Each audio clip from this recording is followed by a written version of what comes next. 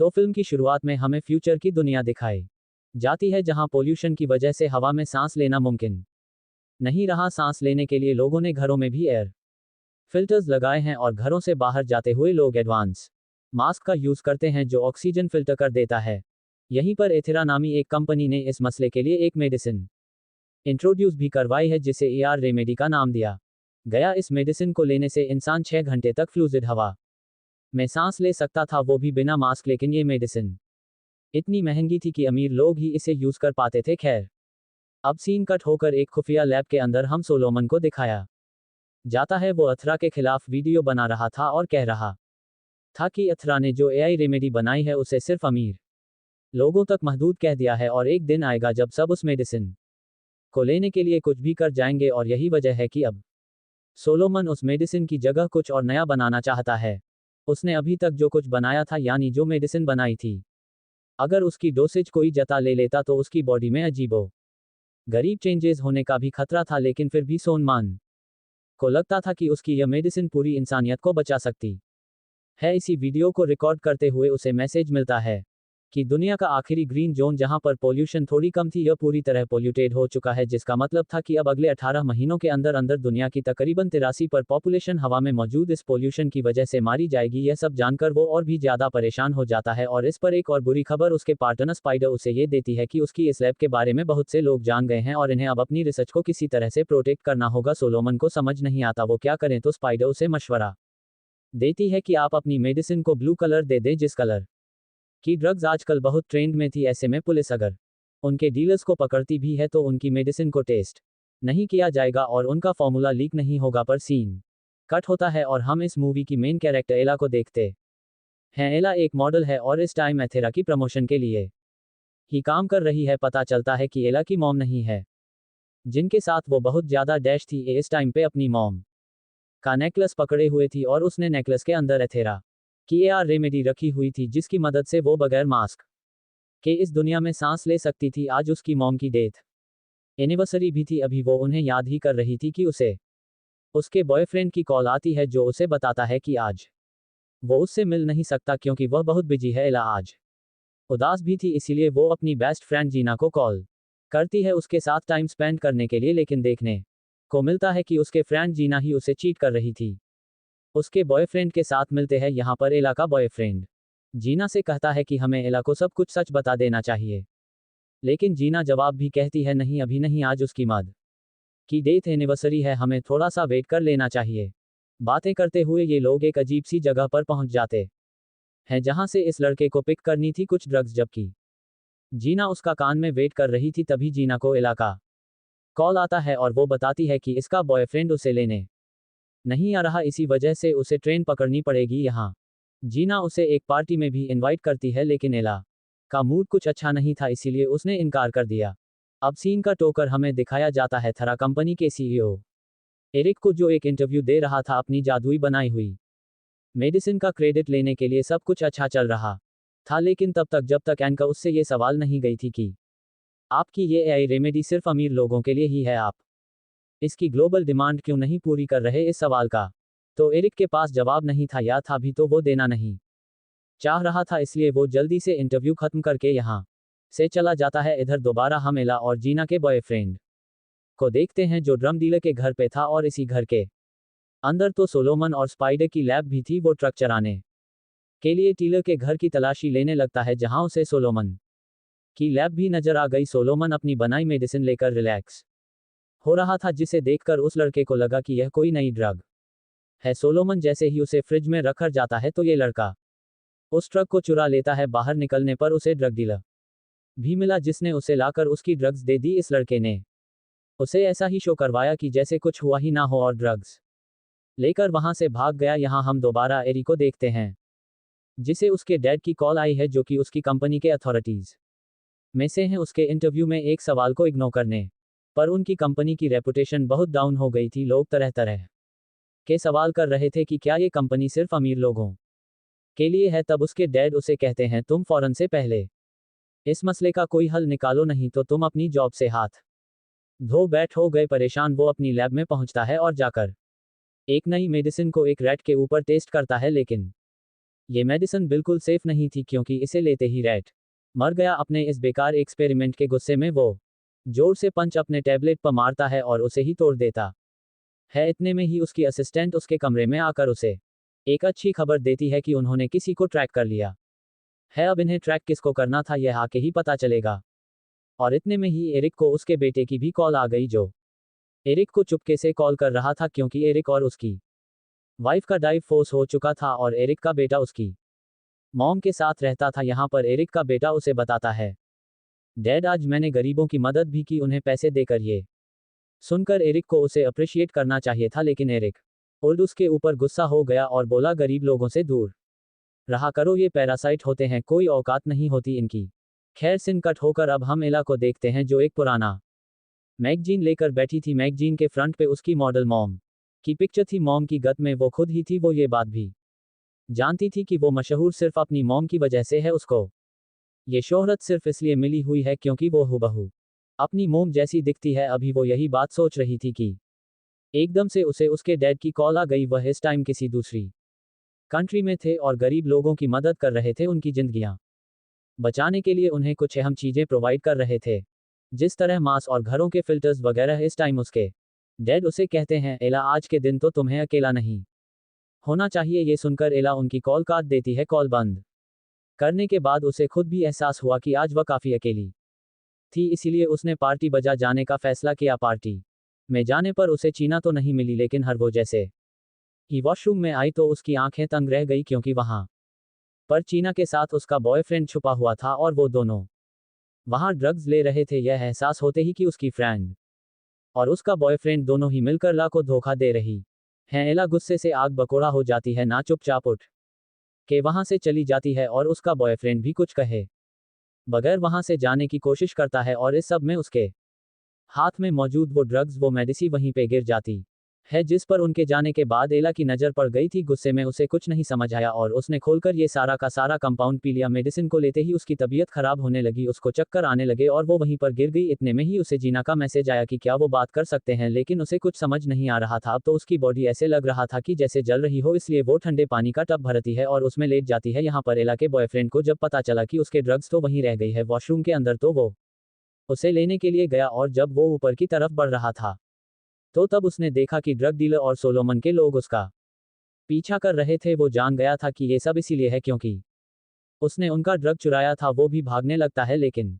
यहाँ बाथरूम के अंदर ये लोग उसे पकड़ लेते हैं और उसे बहुत मारते हैं तब तक जब तक वो ये कन्फेस नहीं कर लेता कि उसने वो कंपाउंड चुराया था। लेकिन अब उसे वो खो चुका है। अब सोलोमन और उसके हाथ में इस पूरी बिल्डिंग में उस कंपाउंड को ढूंढने में बिजी हो जाते हैं और तभी पीछे से इलाहाबाद टब के अंदर से निकलती है, जो उसे बताती है कि वो कंपाउंड मैंने ले लिया है। लड़का जाकर जल्दी से यह बात सोलोमन को बताता है कि वो कंपाउंड एला ने ले लिया है और ये लोग जब तक एला को देखने के लिए यहाँ आए तो तब तक एला यहाँ से जा चुकी थी। उन्हें अब इस लड़के की बात पे शक होने लगा था। उन्हें लग रहा था कि जरूर कि लड़का उन्हें डिस्ट्रैक्ट करने के लिए ऐसा कह रहा है, क्योंकि इस लड़के ने बताया था जब ये लोग बातें कर रहे थे तो ला बाथ टब के अंदर छुपी हुई थी। ये लोग मान ही नहीं सकते थे कि कोई इंसान इतनी देर तक अपना सांस बाथ टब के अंदर बंद कर सकता है। ये लोग दोबारा इसीलिए इस लड़के को मारने लग जाते हैं ताकि यह लड़का सच बोले और इसी समय ये लड़का अपनी गन निकाल लेता है। स्पाइडर कुछ भी पुराने से पहले उसे रोकने के लिए उसी के ऊपर हमला कर देती है और इस लड़के से गलती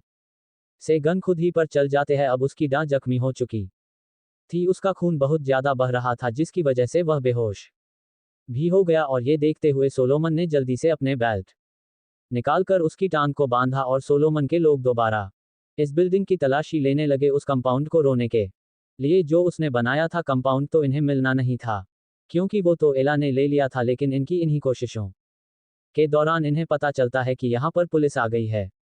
अब क्योंकि इनमें से बहुत से ड्रग डीलर्स थे तो पुलिस का तो इनको खतरा था ही। पुलिस का नाम सुनते ही ये सब लोग यहाँ से भाग जाते हैं। सोलोमन और उसके लोगों के यहाँ से जाते ही हमें देखने को मिला एला इस वॉशरूम की सीलिंग पे छुपी हुई थी, जिस पर किसी ने ध्यान ही नहीं दिया था। एकदम से उसने जंप लगाए और वो जमीन पे ऐसे लैंड हुई जैसे वो तो स्टंट करते करते ही बड़ी हुई हो। यहाँ पर वो लड़का उसे देखकर घबरा जाता है। अब तो एला के बाजुओं पे अजीबोगरीब निशान भी आ गए थे, जिसके बारे में ला ने सिर्फ इतना ही कहा, मुझे लगता है उस कंपाउंड ने मुझे रिएक्शन कह दिया है। वह बाथरूम से निकल कर जाना चाहती थी, लेकिन उसने देखा कि सोलोमन इस दरवाजे को लॉक कर गया था ताकि पुलिस को एक लड़का ना दिख जाए। अब ये दरवाजा नॉक करने के लिए ला जैसे ही इस दरवाजे पे हाथ मारती है तो ये दरवाजा ही टूट जाता है। वो हैरान हुई थी कि ऐसा कैसे हो सकता था। खैर, वो जब बाहर गई तो उसने देखा कि सोलोमन और उसके लोग अभी भी पार्टी में थे। उसे उनसे छुप था, इसलिए वो वापस वॉशरूम में आए और वॉशरूम की स्काईलाइट तोड़ने लगी ताकि वो वहां से बाहर निकल पाए। यहाँ पर अला का बॉयफ्रेंड उसे ऊपर जाने के लिए एक एआई रेमेडी भी देता है जिसके जरिए वो बिना माँ के बाहर के एनवायरनमेंट में सांस ले सकती थी। ये लेने के बाद वो तो ऊपर आ गई और बाहर सोलोमन और उसके लोगों ने बाथरूम में शोर महसूस कर लिया जिससे वो जान गए कि जरूर वहां अंदर कोई भागने की कोशिश कर रहा है। यहाँ हम देखते हैं कि एला का बॉयफ्रेंड भी यहाँ से एला की तरह ही जब निकलने की कोशिश करने लगा तो बार बार वह स्लिप हो गया क्योंकि उसके टांग पे गोली लगी हुई थी इससे पहले कि अब सोलोमन और उसके लोग इन्हें देख लेते। एला ने उसे पकड़ लिया और तब उसे फील हुआ कि उसके हाथ भी काफी चिपे हो गए हैं जिसकी वजह से वह हर चीज पे अच्छे से कर पा रही थी। नीचे सड़क पर खड़ी हुई जीना इन दोनों को इस घर के ऊपर देख लेती है और इन दोनों को ढूंढने के लिए इसी घर के पास आती है। ये लोग अब इस घर से भी भागने की कोशिश कर रहे थे। एला का बॉयफ्रेंड सबसे पहले इस घर की छत से इस घर के फ्रंट की तरफ जंप करता है और जंप करने पर तरीके से गिरने की वजह से वो मारा गया। एला ने भी जब उसके पीछे जंप की तो ठीक उसी वक्त पर जीना वहां पहुंच गई और जीना को लगा कि जरूर एला ने ही गुस्से में उसके बॉयफ्रेंड को नीचे फेंका होगा जिसकी वजह से उसकी मौत हो गई। एला उसे कुछ समझाना चाहता आती थी लेकिन उससे पहले ही सोलोमन के लोग उसे पीछे की तरफ नजर आए जिनसे बचने के लिए वो जंगल की तरफ भाग गई और यहाँ जीना ने भी एला के खिलाफ पुलिस में रिपोर्ट कर थी। एला ने भागते हुए अब जंगल की फेंस पार की और वो रोड पर पहुंच गई। रोड पर पहुंचते ही उसे पता नहीं क्या हुआ और वो बेहोश हो गई। ठीक उसी वक्त पर यहाँ पे एक गाड़ी आई जो एला को यहाँ से उठाकर ले गई। खैर, यहाँ हमें देखने को मिला कि जो लोग सोलोमन के ऊपर नजर रख हुए थे अब उन्हें ये बात पता चल गई थी कि सोलोमन की बनाई हुई ड्रग एला ने इंजेक्ट कर ली है।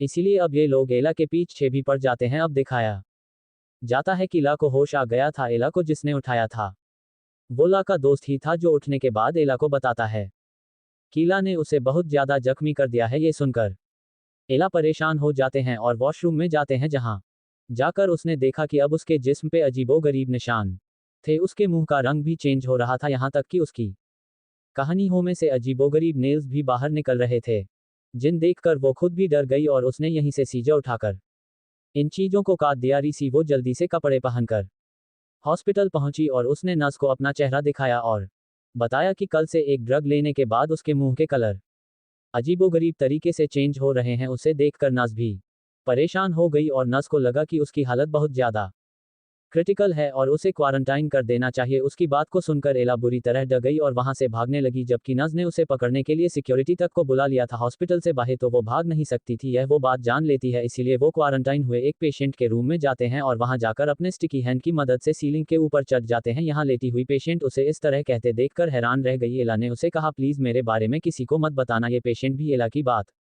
मान लेती है और सिक्योरिटी के यहाँ आने पर उसके बारे मैं किसी को नहीं बताती, जिसके नाम में एला ने उसको सारी रेमेडी दे दी जो उसे एरिक की कंपनी से मिली थी। रसीन का टोकर अब हमें एरिक को दिखाया जाता है जिसे एक एक मिनट की रिपोर्ट की जा रही थी और यहाँ पर फाइनली हमें रिवील हो जाता है कि सोलोमन पर नजर खवाने वाला कोई और नहीं बल्कि एरिक था। और एरिक को अब खबर मिली कि सोलोमन के लोगों की वजह से एक मासूम मर गया है और साथ ही सोलोमन के लोग एला को ढूंढ रहे हैं। एरिक को ये भी खबर मिली कि एला जिसके पीछे सोलोमन के लोग पड़े हुए थे उसकी कहानी पर एक सीन निकल आया था जिसकी रिपोर्ट उसके दोस्त ने ही पुलिस को की थी और यह सुनकर अब एरिक को भी उसमें इंटरेस्ट होने लगा था। वो अब सोलोमन के साथ साथ एला के भी पीछे अपने लोग लगा देता है। यहाँ देखने को मिलता है कि सोलोमन और स्पाइडर एला को ढूंढते हुए एला के दोस्त के घर पहुंच गए जहां उसके वॉशरूम में उन्हें मिल गया वही सीन जो एला अपनी नी से काट कर गई थी। एला अब मदद लेने के लिए जीना के घर आई थी लेकिन जीना उसे देखते ही डर गई, इसलिए एला उसे जबरदस्ती पकड़ती है और उसे बताती है कि उसके साथ बहुत गलत हुआ है। उसना में बॉयफ्रेंड का मर्डर नहीं किया बल्कि वो दोनों तो बच गए, रगबीले से भाग रहे थे जब गिर गई उसके बॉयफ्रेंड की मौत हो गई। यह बताने के बाद ना अब उसे अपने घर में ले आती है। हाँ, एला देखती है कि अब उसकी बॉडी पर और भी ज्यादा निशान बन चुके थे और उसके मुंह का कलर नीला हो रहा था, यहाँ तक कि अब तो उसके नेल्स भी गिर कर टूट गए थे। ये सारी बात वो जीना को बताती है और साथ ये भी कि अब उसे बहुत ज़्यादा मीट खाने की क्रिमिंग होती है वो जीना का।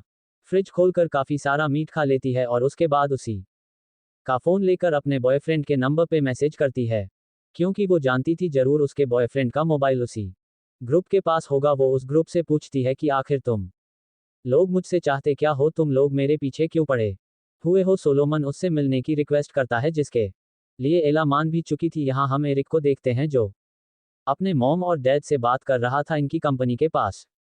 इतने ज़्यादा फ्रेंड्स नहीं थे कि यह लोग पूरी दुनिया के लिए एआई रेमेडी बनाए, इनको बहुत सारे कंफर्ट का भी सामना करना था। और तब उसके डाइट से कहते हैं कि जल्द से जल्द एक नया फॉर्मूला तैयार करो जो सबको हम प्रोवाइड कर सके, नहीं तो तुम्हें निकाल दिया जाएगा। अब एला कौन से मिलने के लिए जाना था ना उसे कार में बिठाकर सोलोमन की बताई जगह पर लेकर जाती है, जहां पर सोलोमन उससे बात करता है।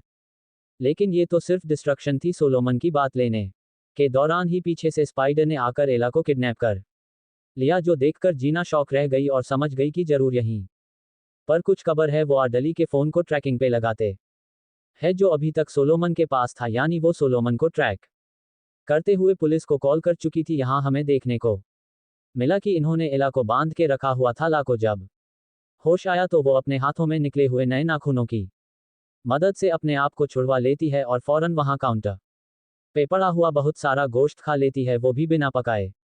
कमरे में शोर सुनते हुए सोलोमन और स्पाइडर दोनों यहाँ आते हैं। वो यहाँ एला से बात करना चाहते थे, लेकिन एला को उनके ऊपर ट्रस्ट नहीं था। वो इन दोनों के ऊपर अपना एसेट स्पिट करती है और यहाँ से भागने की कोशिश करती है, लेकिन तभी सोलोमन उसे पकड़ लेता है। इससे पहले कि वो ला से कुछ बात कर पाते, उन्हें बाहर पुलिस के आने का भी पता चल गया। ये सुनते हुए सोलोमन ने अपना बनाया हुआ आखिरी कंपाउंड स्पाइडर को दिया और उसे यहाँ से भगा दिया, इससे पहले कि वो भी एला को लेकर यहाँ से भाग जाता। पुलिस एला को आकर अरेस्ट कर लेते हैं, क्योंकि उसके ऊपर उसके बॉयफ्रेंड के मर्डर का और उसके दोस्त के ऊपर हमला करने का इल्जाम था। यहाँ पर पुलिस ने सोलोमन को भी पकड़ लिया, क्योंकि पुलिस को लग रहा था कि वो एला का लीडर है और वही एला से ये सब कर पा रहा है। अब इन दोनों को ले आया जाता है पुलिस स्टेशन। यहाँ कैद में एला ने नोटिस किया कि उसके कान में भी बहुत दर्द हो रहा था। उसने जब कान पे हाथ रखा तो उसका कान ही उसके हाथ में आ गया। ये देखकर वो पूरी तरह डर गई, जबकि हमें दिखाया गया कि उसके कान की जगह एक अजीब सी चीज उसके कान की तरफ निकल आई थी। अब इन चीजों को सबसे छुपाने के लिए एला हुडी पहन लेती है, जबकि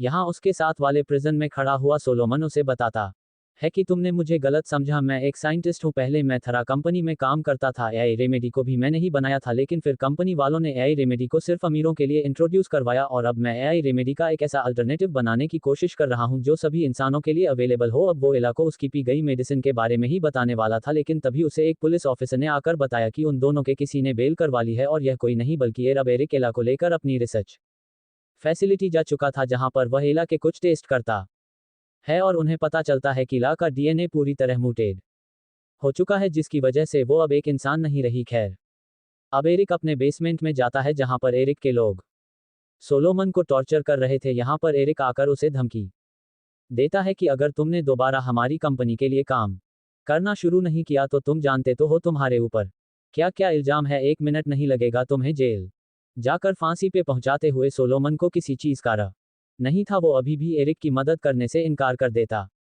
है और कहता है मैं सिर्फ एक ऐसी ही मेडिसिन बनाना चाहता हूँ जो सिर्फ अमीरों को नहीं बल्कि हर इंसान को मिले। जो बात सुनते ही एरिक को गुस्सा आ गया। एरिक को लगता था कि गरीब लोग किसी काम के नहीं होते, उन्होंने ही इस एनवायरनमेंट को नुकसान पहुंचाया है और अब उन्हें यहाँ पे सरवाइव करने का भी कोई हक नहीं। ये सब कहकर एरिक वापस ऊपर चला गया, जहां अभी अभी एला को होश आया था। इस मर्तबा होश आने पर एला ने देखा कि उसका मुंह भी काफी हद तक म्यूटेड हो चुका है, काफी चेंज हो गया है उसका मुंह। यहाँ एरिक आकर उसे बताता है कि तुम्हारी बॉडी में बहुत सारे चेंजेस हुए हैं। पहले तो तुम अब इंसान नहीं रहे, तुम्हारे अंदर जो नई पावर्स आए हैं वो किसी भी दूसरे इंसान के लिए ब्लेसिंग है। तुम फ्लूटेड हवा में सांस ले सकते हो और तुम्हारी बॉडी के अंदर एक ऐसा एंजाइम बन रहा है जो और एआर रेमेडी बनाने के लिए काम आ सकता है। वो यहाँ एला से कहता है तुम अपने डैड को कॉल करो, हमें तुम्हारे छोटे मोटे टेस्ट करने होंगे और सैंपल्स देने होंगे, जिसकी मदद से हम बाकी इंसानों के लिए एआई रेमेडी बना सकें और इसमें तुम्हारे फादर की जरूरत होगी। लेकिन एला अपने फादर का पता देने से मान जाती है, जिस पर एरिक को गुस्सा आ जाता है, क्योंकि या तो एला के ब्लड से और या सोलोमन की मदद से ही वो और ज्यादा एआई रेमेडी बना सकता था। लेकिन सोलोमन भी उसकी मदद करने को तैयार नहीं था, क्योंकि अब सोलोमन अपना क्रेडिट किसी और को तो नहीं देना चाहता। पहले भी एआई रेमेडी सोलोमन ने ही बनाई थी, इसका क्रेडिट एरिक ने लेकर एरिक ने उसे सिर्फ अमीर लोगों के लिए इंट्रोड्यूस करवाया। फिर यहाँ पर अब एरिक एक नई स्ट्रैटेजी एला के साथ खेलता है। मला को कहता है अच्छा ठीक है, तुम हमें परमिशन दो कि हम तुम्हारे ऊपर कुछ एक्सपेरिमेंट कर सक। इसके बदले मैं वादा करता हूँ कि मैं तुम्हें पहले ही तरह एक नॉर्मल इंसान बना दूंगा। एला उसकी इस ऑफर को मार जाती है और ये लोग कॉन्ट्रैक्ट भी साइन कर लेते हैं, जिसके बाद एला को दोबारा बेहोश कर दिया जाता है। अगली मर्तबा एला को जब होश तो उसके अंदर एक नई पावर आ चुकी थी। उसके ये जो नए कान थे वो अब 4 कमरे दूर बैठे हुए इंसानों की भी आवाजें सुन पा रहे थे, और ऐसे ही उसने एरिक और एरिक के डैड की बातें सुन ली। एरिक अपने डैड को बता रहा था कि एला की बॉडी में एक ऐसा एंजाइम पैदा हो रहा है जिससे वो लोग और भी ज्यादा एआर रेमेडी बना सकते, और अब एरिक एक प्रोसीजर से एला की बॉडी से वो एंजाइम ही निकालना चाहता था, जो प्रोसीजर इतना खतरनाक था कि इसमें एला की जान बचा सकती थी। सुनकर एला गुस्से में आ जाती है और जोर जोर से उस कांच को पीटने लगती है, जहां से दूसरी तरफ उसे नजर आ रहा था। उसको इस तरह पागल हुए देखकर एरिक दोबारा कमरे में एक ऐसी गैस छोड़ता है जिसकी वजह से एला दोबारा सो जाती है। थोड़ी देर बाद हम स्पाइडर को देखते हैं जो स्टॉक ड्राइवर बनकर एरिक की इस फैसिलिटी के अंदर एंटर कर जाते हैं। यहां देखने को मिलता है कि अब 2 डॉक्टर्स एला को लेने के लिए आए थे, लेकिन आते ही उसने देखा कि एला के बंधे हुए हाथ अब खुल चुके थे। एकदम